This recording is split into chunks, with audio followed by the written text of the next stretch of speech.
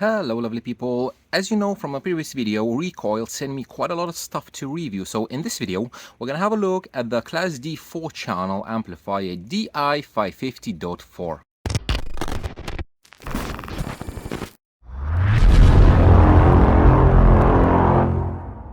Before we go into the review of this amplifier, what we need to pay attention to is the price.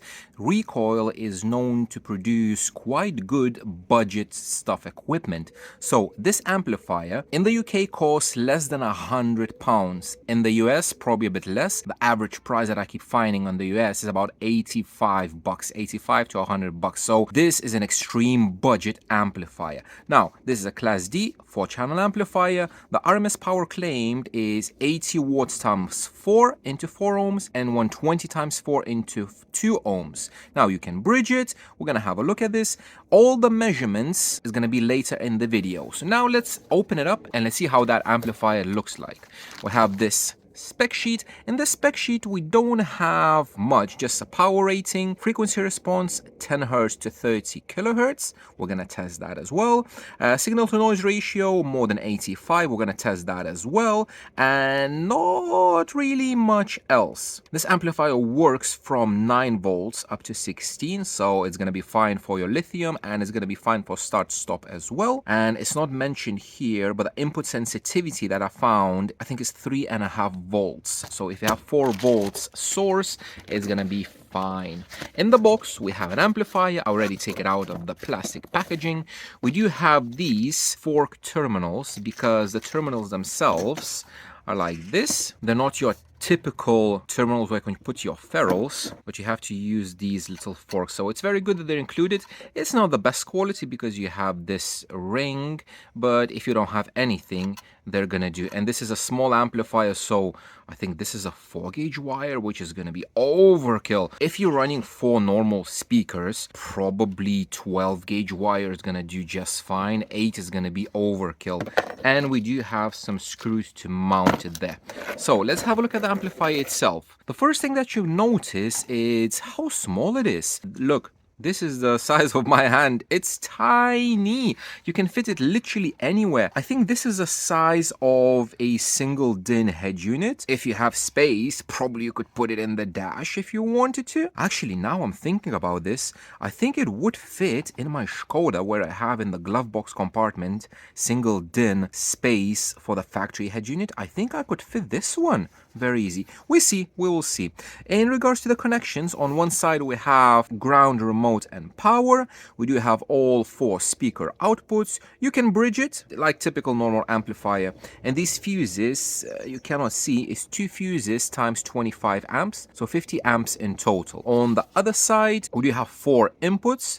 We do have input level, which is low level and high level. So if you're using like a factory radio or a head unit with high level outputs only, you press it in and then it's going to be speaker input level. Again, I'm not sure about the level because it's not specified, but probably like up to 15 volts, I would imagine. If you depress it, that's going to be your typical RCAs up to 4 volts. And then we have a few controls. So group, channel 1 and 2, which is these two, you have your gain knob. And again, it says min and max. It doesn't specify the voltage. And you have your high pass filter only on these 2 channels. So that means you can use up to 300 Hertz. So up to 300 you could use on the front something like a wideband, like 3-4 inch wideband, cross it at 300 and you're solid. Or you can use a component set or a coax driver, cross it at 80 or something similar. Group 3-4, which are the other 2 channels, you can select between low pass, full and high pass. You could use something like a subwoofer that you could use a bridge channels for, cross it at 80-90 and you're all solid. We do have 2 LEDs. One is run, so it's blue light when the amplifier is on, and alarm. It's probably going to be a protection light. It's not a clip light for sure. Now it is claimed that this amplifier has some protection circuit. I'm looking through the manual, but I cannot find any mentioning of the protection, but I think it's in the description on the website. So it is fun. It is small. Let's have a look what's inside. I'm gonna open up so you wouldn't have to, because there is a security seal. If you break it, you're gonna lose your warranty. Do not do that. These screws are Torx, not your typical Phillips. So let me open it so when you buy it, you wouldn't have to.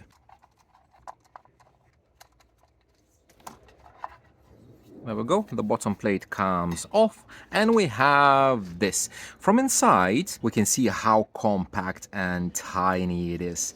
So here at the bottom, we have our power supply section with input caps. Cap top 16 volts, 3300 microfarads, 3 of them. We'll have a big massive diode. That's going to be our protection for inverse polarity. This is a transformer, very well seated. It has glue inside, and on the windings, it's not moving. It's super tight. Now here we have the secondary caps again. Cap top 35 volts, 1500 microfarads, and it's just 4. Now you would think it's very little, but to be honest, it's a small amplifier. It doesn't need a lot of power. Don't drive subwoofers on it, simple as that, because these small amplifiers, even if they could technically, because in bridge mode you would have 2x260, so you could have like a small subwoofer on it, but it's not advisable. Output inductors, again, very well seated. Nothing is moving, nothing is vibrating, all the windings are tight. You can see some black epoxy here as well. Everything is super tight. Have all the power supply FETs on this side and all the output FETs on this side, and few ICs and nothing much to see. So yeah, very nice compact amplifier, and I guess now it's time to find out how it performs. Let's jump into the laptop and let's see how it measures. Before we start analyzing the data, I want to point out again is that this amplifier costs less than $100, and it is a tiny compact Class D amp. So literally anything wrong with this amplifier can be excused just by looking at the price, because it is extreme budget price. Before we have a look at all of these, we're gonna have a look at this, which is just some specs that I usually don't test because to be honest, I just forget. But this time I thought I'm gonna do literally everything. So efficiency, first of all, 4 ohms 78%. And 2 ohms 77%, which is great. Channel separation between channel 1 and 2 and 1 and 4 is 88 decibels, which is great. Anything above 60 decibels is kind of okay, so 88 is amazing. And channel 3 and channel 1 is 106, which is bloody awesome. We can say that there's almost no crosstalk between 1 and 3. And again, just this specs kind of surprised me because I've seen much worse in other amplifiers. Hiss, one of the most important things probably. So what I did, I took a tweeter, I connected to the speaker outputs, and I just listened, and yes, there is audible hiss, as typical for cheap Class D amplifiers. It's not extortionate, but it is there. Is it going to be audible in a car?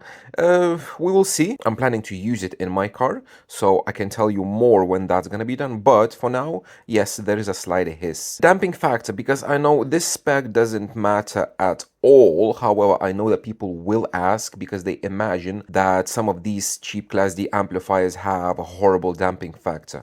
So this is proof. This is output impedance of all 4 channels measured with Quantasylum QA403, and we can see that the impedance, output impedance, is something like 0.04 ohms. Some channels better, some channels worse. So if you take this output impedance and you make some simple division based on the ohms that you're connecting your speakers to, so for example 4 ohm speakers, that's gonna give us a damping factor of 90 to 110, we can say something like that, which is again very good. The only times you should be concerned about a damping factor is when it's probably less than 20. So this having 104 ohms, even like 50 at 2 ohms is perfectly fine and adequate, because you're not going to be running subwoofers on this amplifier anyway. My Alpines have a much higher damping factor, 3, 4, 500, even higher than that. But again, this comes down to price. Idle current 0.6 amps, we can say.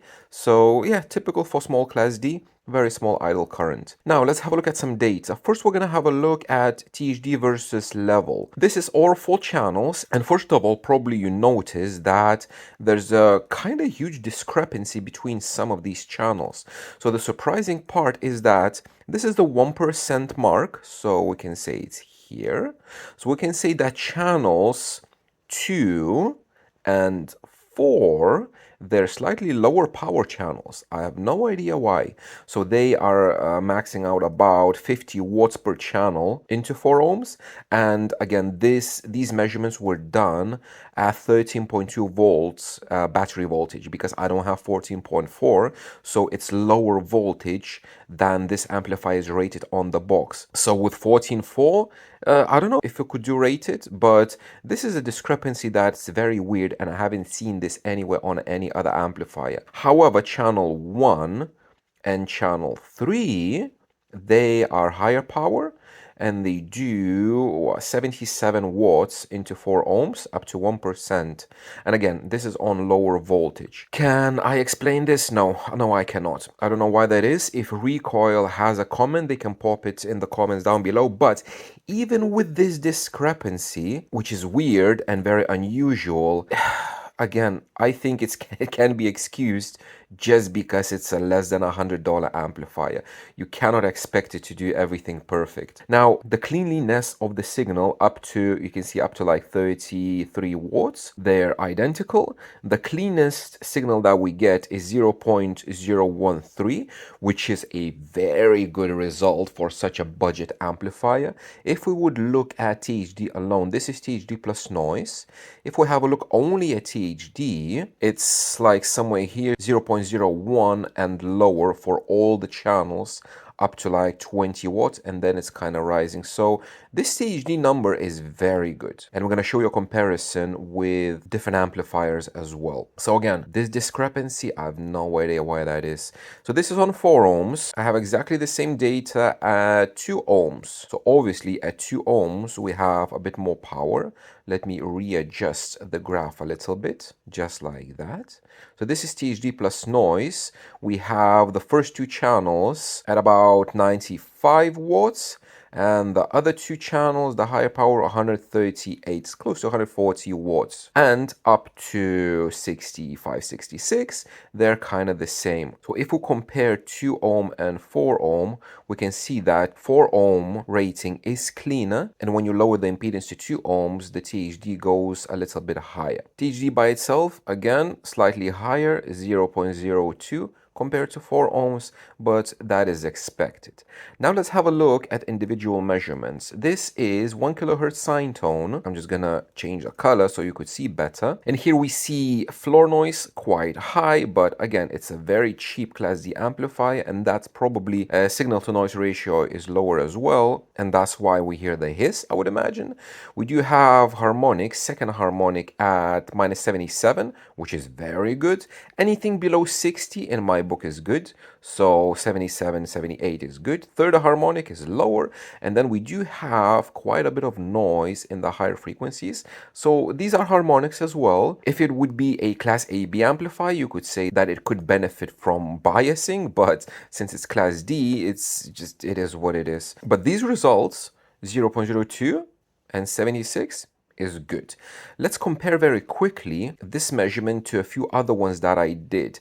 So again, this amplifier costs, as I mentioned, less than $100.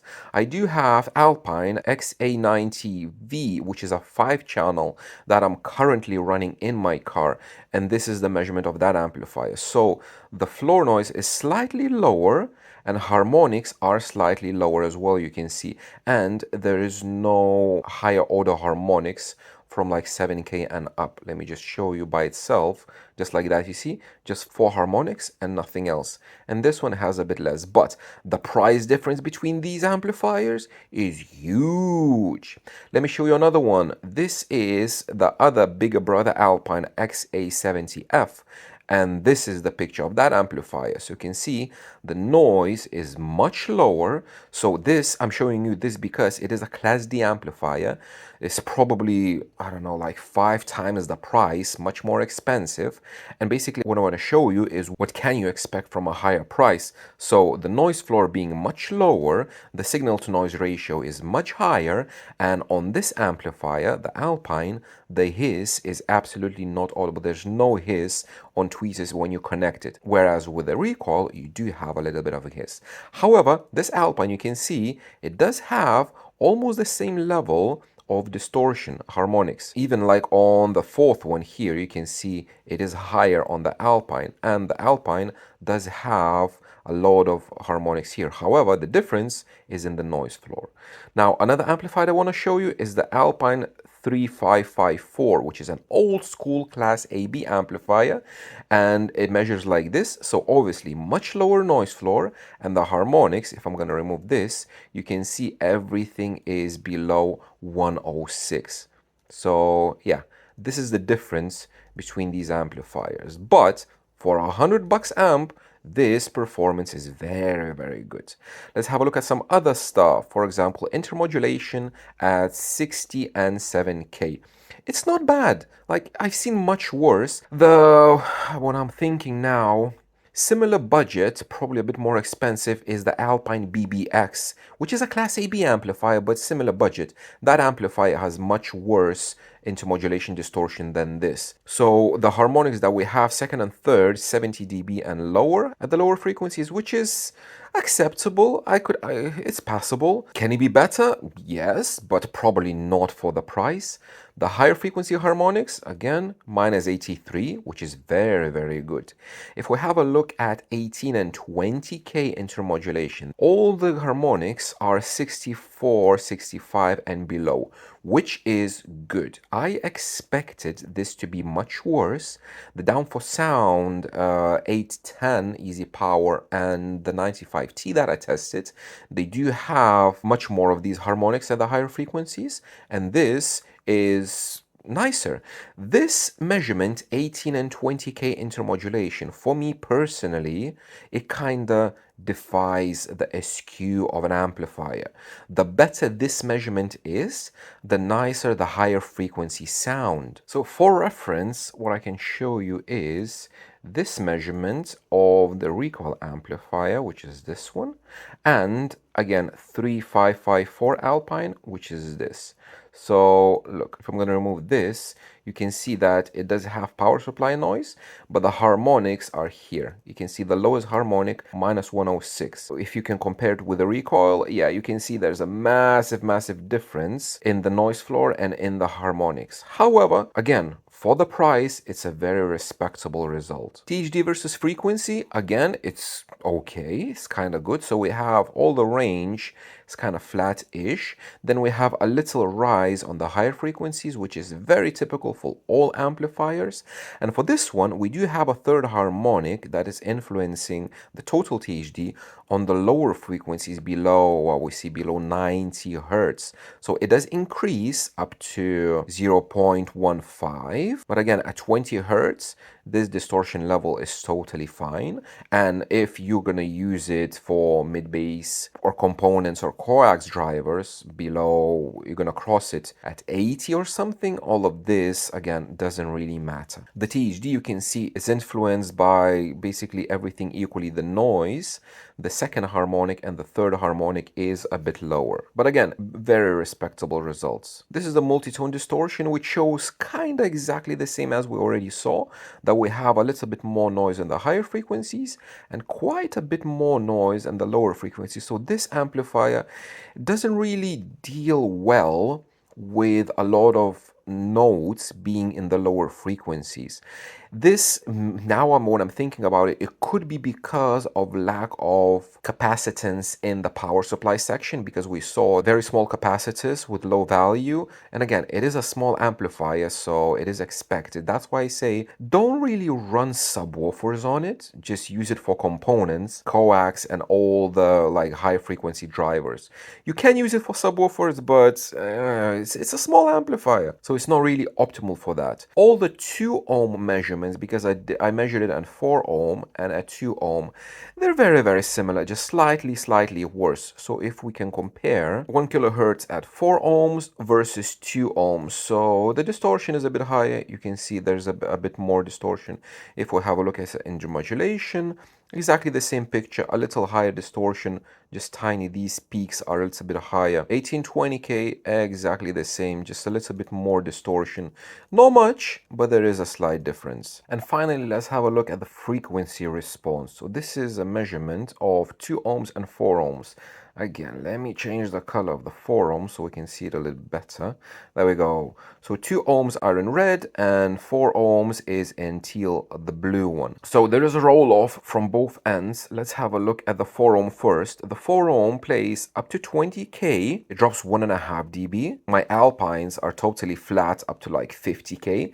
So again, it is a budget amplifier, you cannot expect much. 10K, we have a drop of probably like half a dB, which is again, it's fine. It is claimed that this amplifier plays up to 30 kilohertz, and it kind of does.